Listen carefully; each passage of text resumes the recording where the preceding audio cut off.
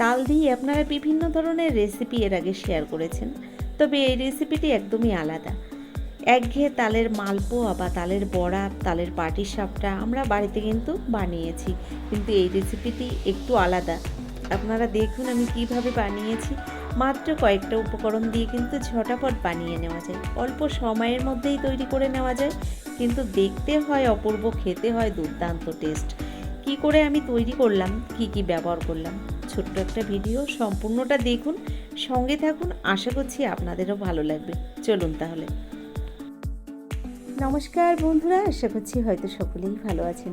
টিয়ার রান্নাঘর থেকে আমি তন্দ্রা। আজ আবার নিয়ে এলাম নতুন একটা রেসিপি।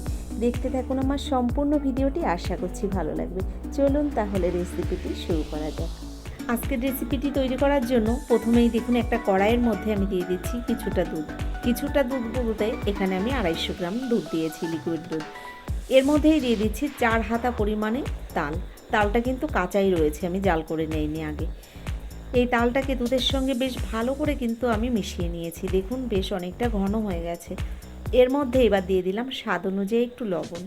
এবার দিয়ে দিচ্ছি চিনি, তবে চিনির পরিমাণটা আপনারা একটু বুঝেই দেবেন।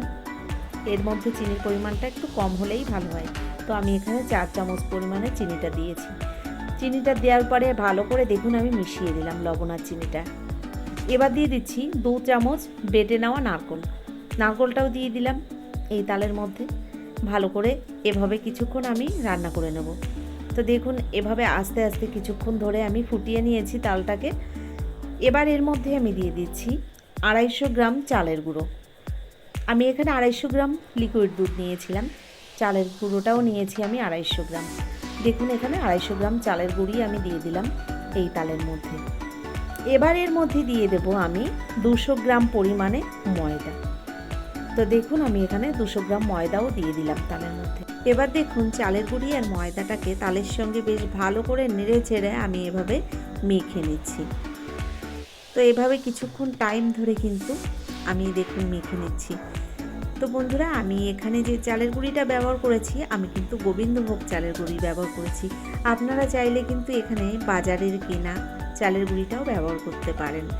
তো আস্তে আস্তে দেখুন এই মেখে নেওয়া ডোটা এক জায়গায় দলা পাকিয়ে যাচ্ছে, তার মানে আমার এই মাখাটা পুরোপুরি তৈরি হয়ে গেছে। এবার আমি নামিয়ে ঠান্ডা করে নেব। তো দেখুন একটা পাত্রের মধ্যে আমি নামিয়ে ঠান্ডা করতে রেখেছি। মেখে নেওয়া ডোটা ঠান্ডা হতে হতে এদিকে আমি নারকোলের একটা পুর বানিয়ে নিচ্ছি। দেখুন এখানে একটা নারকোল আমি মিক্সিতে বেটে নিয়েছি। নারকোলটা কড়াইয়ের মধ্যে দেওয়ার পরে দিয়ে দিলাম 250 গ্রাম চিনিটাকে ভালো করে নারকোলের সঙ্গে মিশিয়ে নিলাম। আস্তে আস্তে দেখুন চিনিটা গলে গিয়ে অনেকটা জল বেরিয়েছে।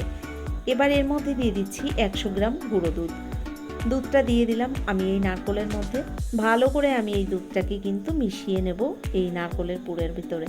দেখুন একটা হাতা দিয়ে ভালো করে এভাবে আমি গুঁড়ো দুধটাকে মিশিয়ে নিচ্ছি।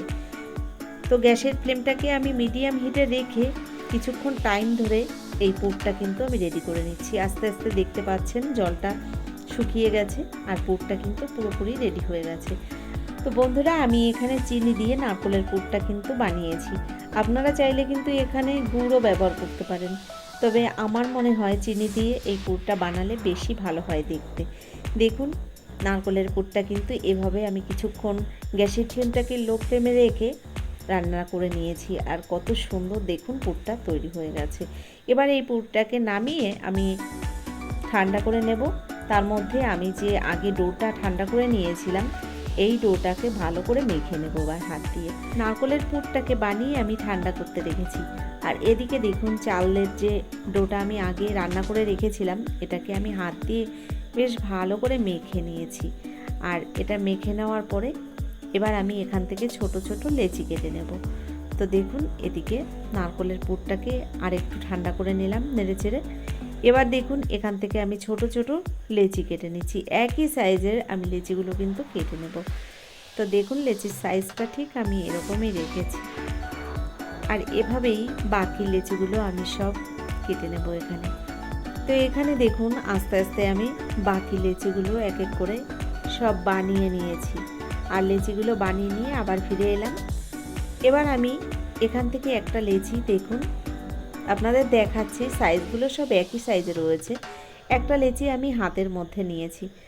একটা লেচি আমি হাতের মধ্যে নিয়ে দেখুন ভালো করে একটু পাকিয়ে নিলাম। এবার দেখুন হাতে একটু ময়দা লাগিয়ে নিলাম, একটা সুন্দর বাটি বানিয়ে নিয়েছি। যেমন আমরা পুলি পিঠে তৈরি করার সময় হাত দিয়ে বাটিগুলো রেডি করে নিই, ঠিক তেমনভাবে গোল একটা বাটির আকারে আমি বানিয়ে নিয়েছি। এর মাঝখানে 1 চামচ নারকেলের পুর দিয়ে আবারও আমি দেখুন সুন্দর একটা বলের মতো গোল পাকিয়ে নিয়েছি। আর এভাবে হাত দিয়ে একটু চাপ দিলেই সুন্দর দেখুন একটা শেপ তৈরি হয়ে গেছে। এবার দেখুন এখানে একটা কাঁটা চামচ দিয়ে আমি এই সাইডগুলো একটু ডিজাইন করে দিচ্ছি। এটা জাস্ট দেখতে সুন্দর হওয়ার জন্যই ব্যবহার করেছি। আপনারা কিন্তু প্লেন এভাবেও রেখে দিতে পারেন কোনো রকম ডিজাইন না করে, তবে এটা করলে একটু দেখতে ভালো লাগবে, তাই আমি কাঁটা চামচ দিয়ে সাইডগুলো একটু ডিজাইন করে দিলাম। তো এখানে আরেকটা আপনাদের আমি বানিয়ে দেখাচ্ছি। সেম একইভাবে একটা এখান থেকে লেচি নিয়ে হাত দিয়ে দেখুন একটা বাটির মতো শেপ বানিয়ে নিলাম। তার মধ্যে 1 চামচ পুর দিয়ে দিলাম, ভালো করে আবার মুখটাকে বন্ধ করে দিয়ে একটা বলের মতো পাকিয়ে নিলাম। আর এভাবে বলের মতো পাকিয়ে নেওয়ার পরে হাত দিয়ে একটু হাতের তালু দিয়ে দেখুন একটু চাপ দিলেই সুন্দর একটা ডিজাইন হয়ে গেল। আবারও একটা কাঁটা চামচ দিয়ে দেখুন সাইডগুলো এভাবে একটু ডিজাইন করে দিচ্ছি। তো একইভাবে আমি এই বাকি পিঠাগুলো তৈরি করে নেব। দেখুন কত সহজে কিন্তু বানিয়ে নেওয়া যায়, দেখতে কিন্তু দারুণ হয়েছিল। তো এভাবে আমি বাকি পিঠেগুলোও সব বানিয়ে নিয়েছি। দেখুন এখানে আপনারা দেখুন পিঠেগুলো বানিয়ে নেওয়ার পরে কি দারুণ দেখতে লাগছে। এবার আমি এই পিঠেগুলোকে দেখুন কি করে ভাপিয়ে নিই। তো এখানে দেখুন আমি একটা ডেস্কির মধ্যে জল গরম বসিয়ে দিয়েছি, তার উপরে একটা ঝাঁঝরি গামলা বসিয়ে দিলাম। একটা ব্রাশ দিয়ে দেখুন হালকা করে একটু তেল ব্রাশ করে দিলাম, একদম অল্প পরিমাণে। এবার এর উপরে দেখুন আমি এই পিঠেগুলোকে সাজিয়ে বসিয়ে দিলাম। আর এভাবে পিঠাগুলো এক এক করে সাজিয়ে দেওয়ার পরে আমি ঢাকনা বন্ধ করে 5 থেকে 7 মিনিট এভাবে ভাপিয়ে নিয়েছি। তো দেখুন এভাবে আমি সব সাজিয়ে দেওয়ার পরে ঢাকনাটা বন্ধ করে দিলাম। আর এভাবে 5 থেকে 7 মিনিট আমি গ্যাসের ফ্লেমটাকে হাই ফ্লেমে রেখে ভাপিয়ে নিয়েছি পিঠেগুলো। কত সুন্দর লাগছে দেখুন, পিঠেগুলো কিন্তু তৈরি হয়ে গেছে। এবার আমি এক এক করে নামিয়ে নেব। তো এই পিঠেগুলো নামিয়ে নেওয়ার পরে বাকি পিঠেগুলোও আমি এভাবেই ভাপিয়ে নিয়েছি। তো বন্ধুরা আজকের রেসিপিটি আপনাদের কেমন লাগলো অবশ্যই সেটা আমাকে লিখে জানাবেন।